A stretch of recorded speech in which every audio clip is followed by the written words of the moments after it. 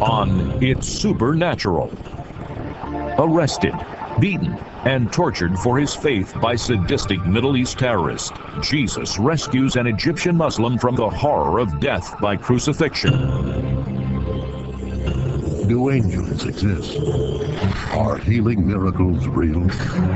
Is there life after death? Can people get supernatural help from another dimension? Has the future been written in advance? Sid Roth has spent 25 years researching the strange world of the supernatural. Join Sid on this edition of It's Supernatural. Hello, Sid Roth here with Mاجد el-Shafi. What happens when an Egyptian Muslim finds out that Jesus is the Messiah?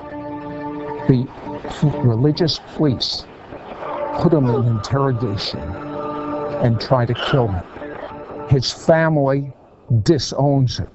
Other Muslims want to kill him. It's not an easy thing. Mاجد, you come from a family of attorneys, a Supreme Court justice, and you were studying law yourself. How in the world did you make this jump from being a Muslim? And you probably had a terrific future assured with this whole legal family and everything. How did you even begin to think about Jesus in the Bible? Let's start after I finished my high school back in Egypt, and I started to study law in Alexandria to become a lawyer. And in the first year in Alexandria school, I discovered that there is between 6,000 to 7,000 Christians, Egyptians, they are in jail, 6,000 to 7,000. And they are in jail for no reason, just because they are Christians. No, there is no another reason. There is something in the Egyptian law, it's called al-Khatt al-Hamayuni law. It's a law that you cannot build churches. You can build bar, discotheque, but not churches. But they have churches in Egypt. And old ones, not new ones. I see. And actually by this law that you cannot rebuild or build the old ones. So basically what's happened that you leave the old ones until it's collapsed on itself. So all of this show me that there is something wrong. There is persecution. So you're worried about this problem. How did you then make the leap to believing in Jesus? I started to research why there is persecution.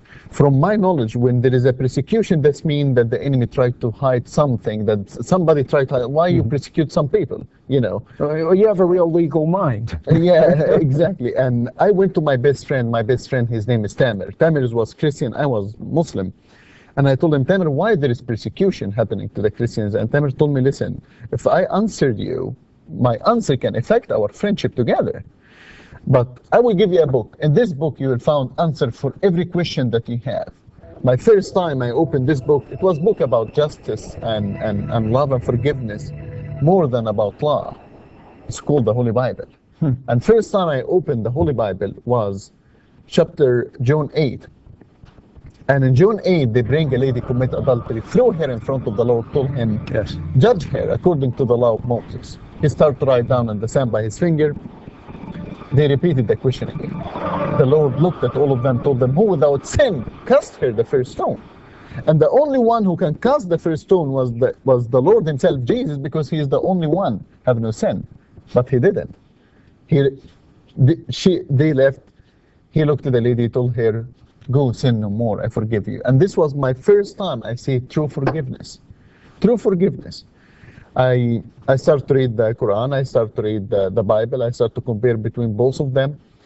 In the end, after almost a year, I went to my friend Tamer and I told him, Tamer, I know now what is Christianity. Christianity is not about religion. Christianity is not about going to the church every Sunday, hallelujah, bless the Lord, and see the Lord next Sunday. Christianity is about a relationship with God. I accept the Lord and I want to receive Jesus. But you have to count the cost. How could you do that?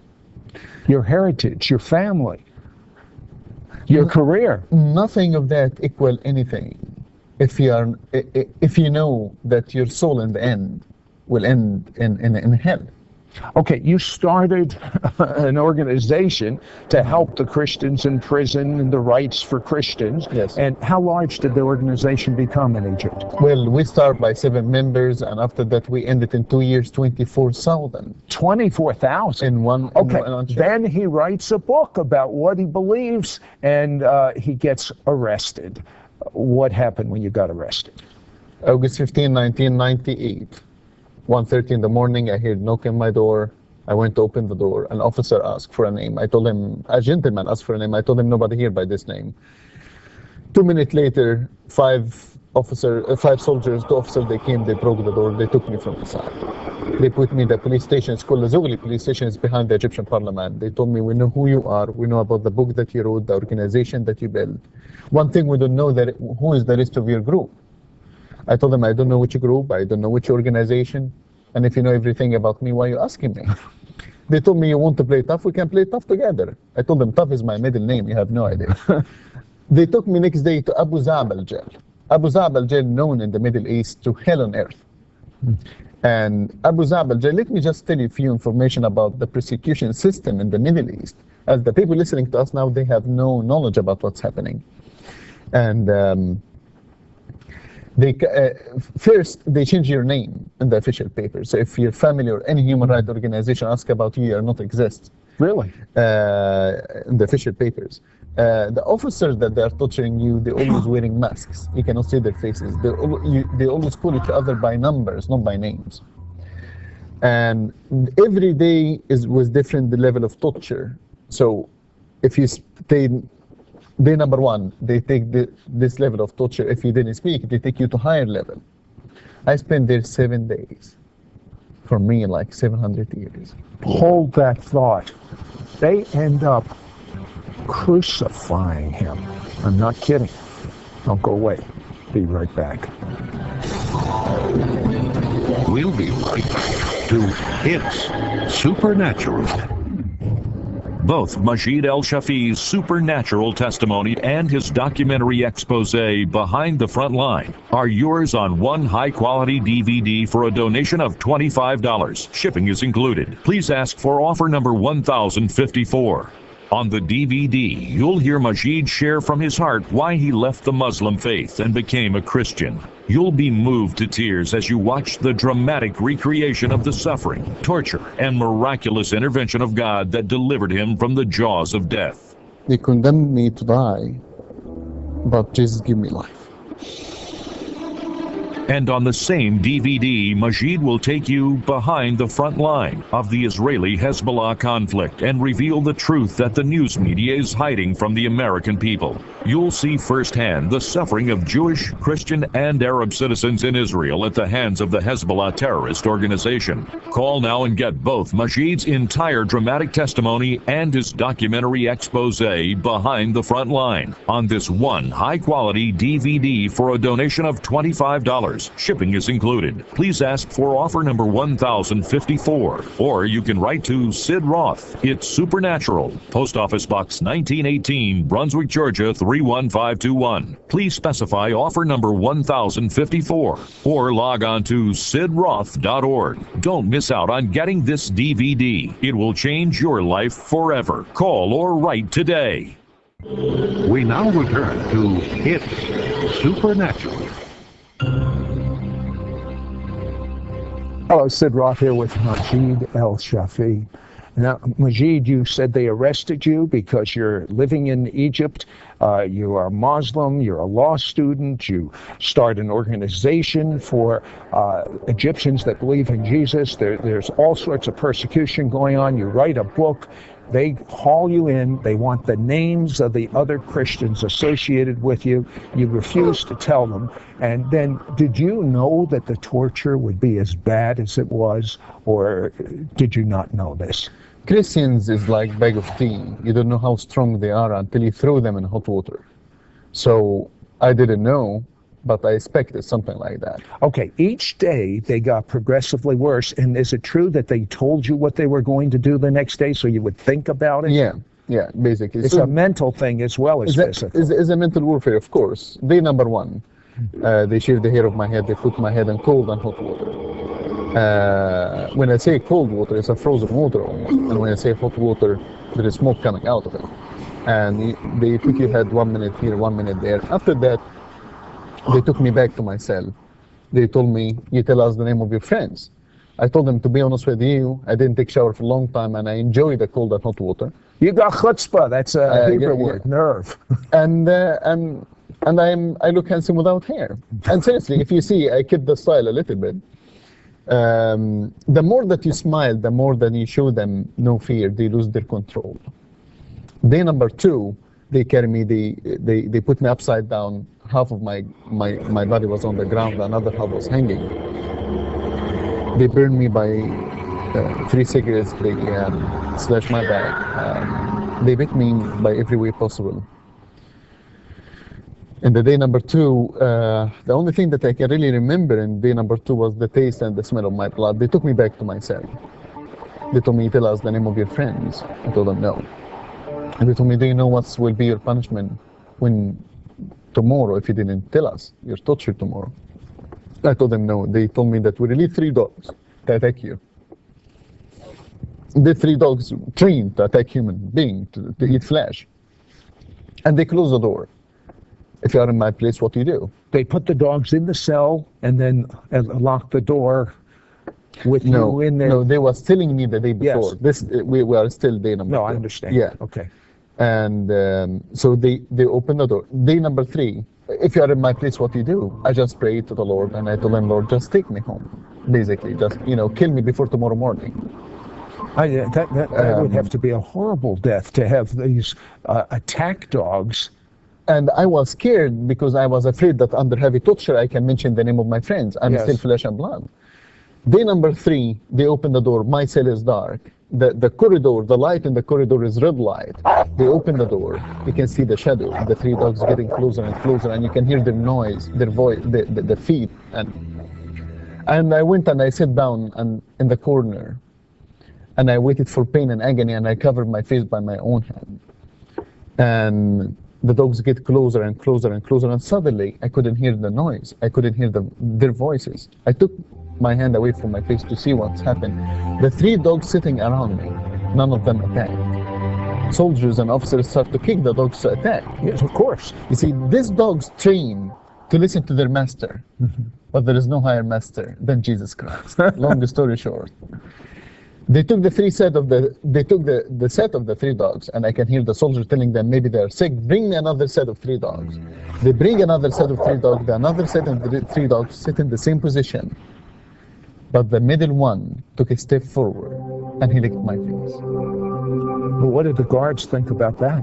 The guards didn't know what's happened. They took the 3 dogs. They closed the door. All of them, they was talking about miracle. They didn't know what is miracle. And but they was talking about what is miracle, and they're talking it's miracle. And they took the 3 dogs, they left. Day number 4, officer number 27, big huge man, strong man, he came, he opened the door, he told me, listen, I'm not afraid from you. I told him, I know that you're not afraid from me. I'm the one who's supposed to be afraid from you. You're the one who's torturing me. Right. Do you have chutzpah? He told me, listen, I'm here to make with you a deal. I told him, I'm listening. He told me, you tell me the name of your friends, I will release you. Whatever you like, I will give you. You want a big house? I give you a big house. You want a brand new car? I give you a brand new car. You want beautiful ladies? I give you beautiful ladies. Whatever you want, I give you.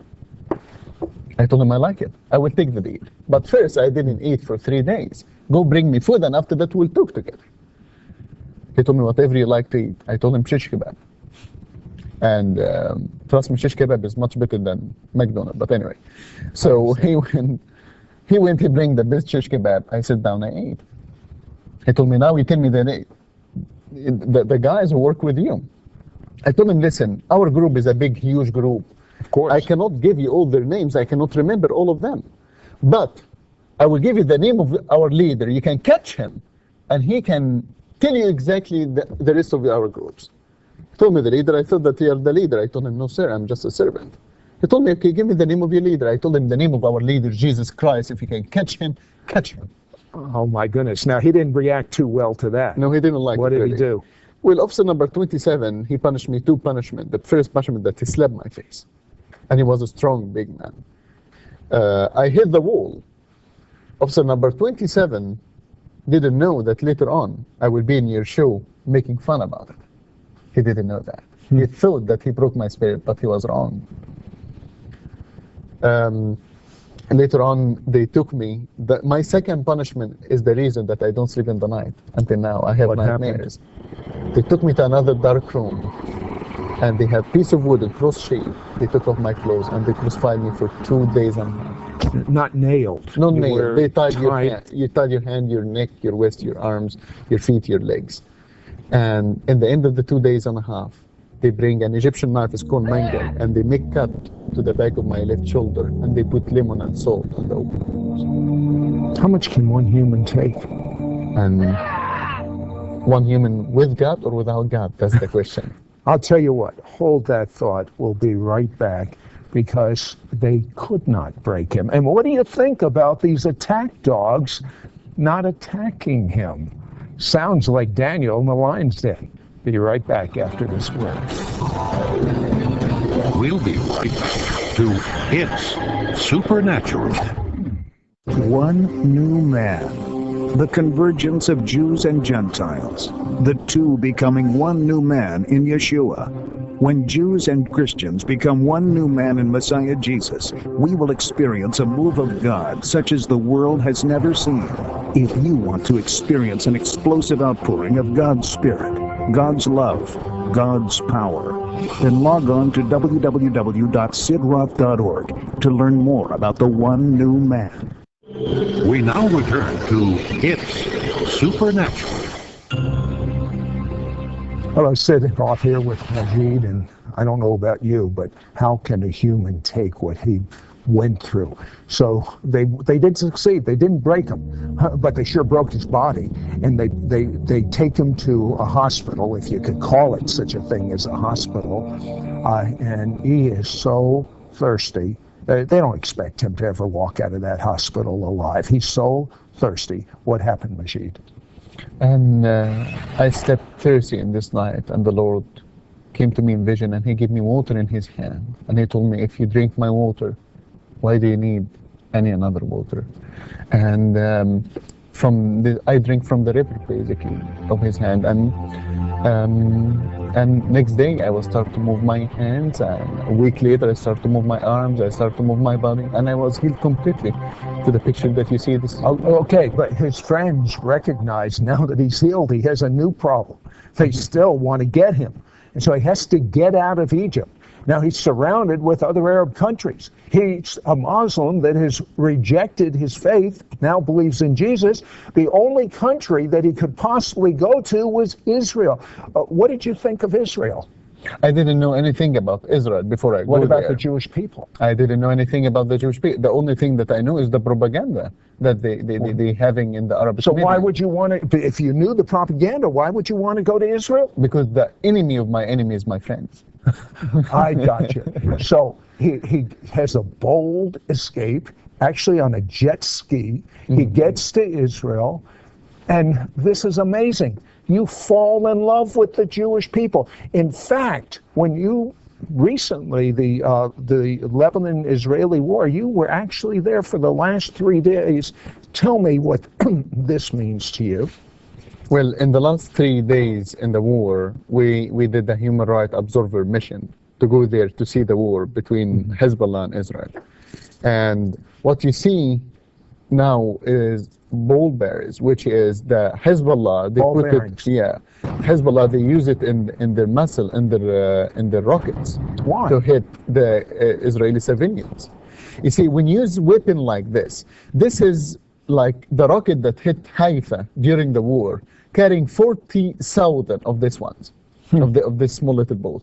And what's happened that when it's hit the ground, is shattered everywhere and kill everyone in this area. Are you bothered that the press gives such a biased view of what really happened in that war? Does that bother you? It's bothered me. I'm not underestimating the Lebanese pain. You know, Yes. my heart goes to Of Lebanon course. as well. But there is also Israel, and Israel did not start the war. And when you hit Israel by weapons like this is not about Sheba farms. This is not about the Palestinian state. That's about the existence of the state of Israel. Listen, there is a difference between war of soldiers fighting soldiers and war of soldiers targeting, not by accident, targeting innocent civilians with bombs that have little ball bearings that can kill you, that can maim you for life. There is something so savage about this. I want you to see some clips from the video that Maajid did.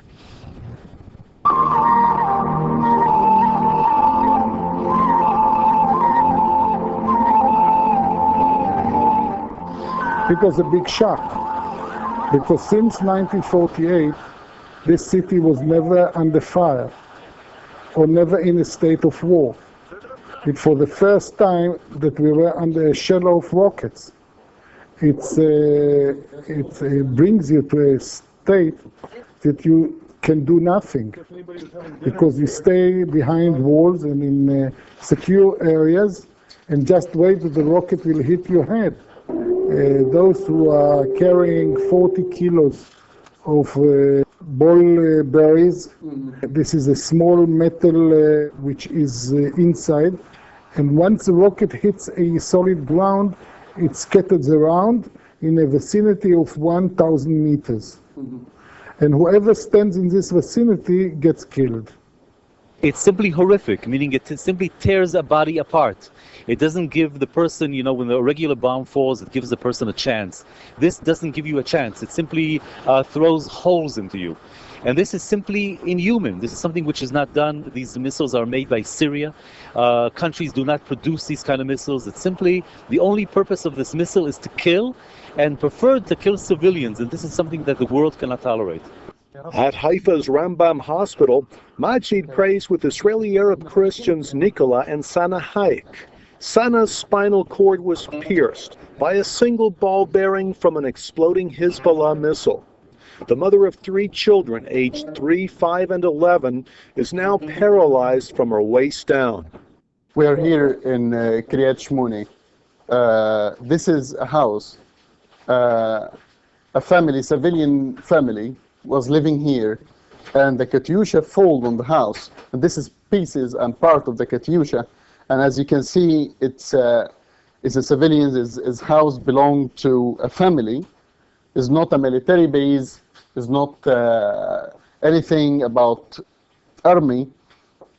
But here it is, Hezbollah attacked this house, attacked this place. It is so important for you to see what the media is not telling us. Why is the media not telling us this? Many of them are afraid for their life. But there are so many Christians that I call real Christians, not the Sunday, go to church Friday with their leather Bible saying, praise the Lord, but ones that live it. Maajid, I have to tell you, I'm Jewish, and you literally provoke me to jealousy, but there are many Christians that are suffering just the way you suffered. Do you have a message for the countries that are torturing Christians right now?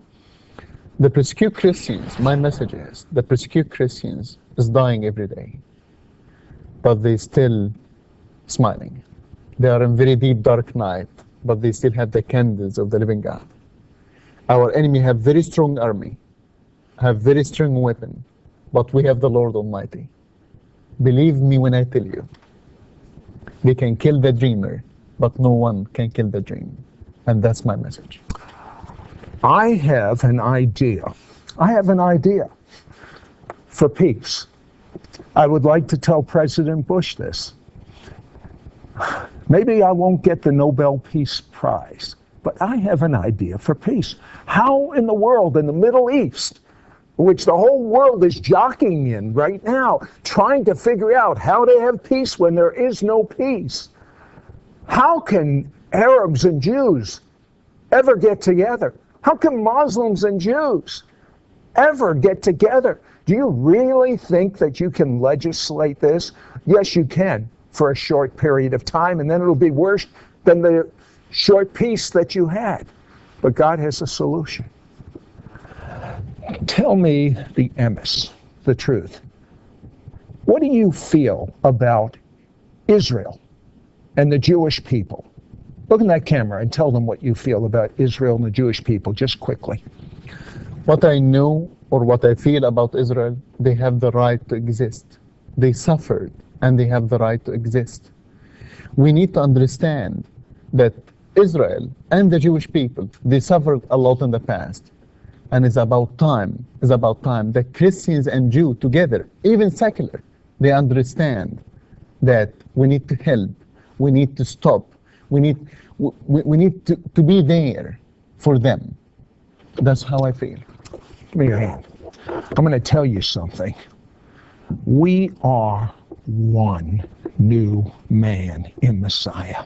Amen. Jew and Muslim, because the middle wall of separation has come down. Okay. And you know, and I know, and now you know, in Israel there are Arabs and Jews that love each other.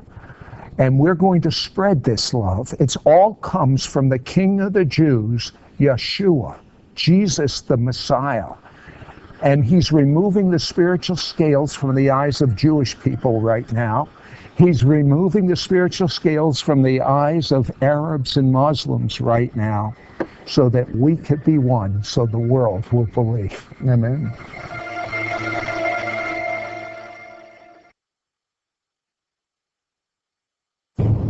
Both Maajid El-Shafi's supernatural testimony and his documentary expose, Behind the Front Line, are yours on one high-quality DVD for a donation of $25. Shipping is included. Please ask for offer number 1054. On the DVD, you'll hear Maajid share from his heart why he left the Muslim faith and became a Christian. You'll be moved to tears as you watch the dramatic recreation of the suffering, torture, and miraculous intervention of God that delivered him from the jaws of death. They condemned me to die, but Jesus gave me life.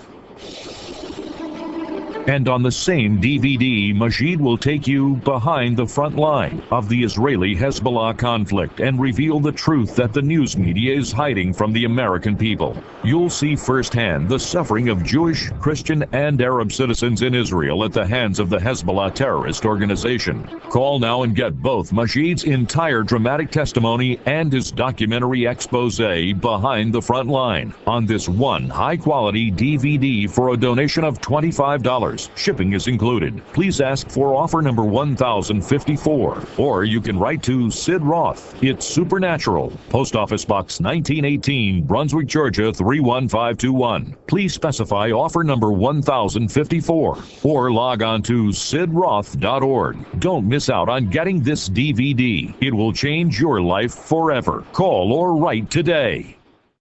If you're encouraged and helped by these television programs, please consider assisting us with future productions. Send your tax-deductible gift to Sid Roth, Post Office Box 1918, Brunswick, Georgia 31521. Call toll-free at 1-800-548-1918 or visit our website at sidroth.org.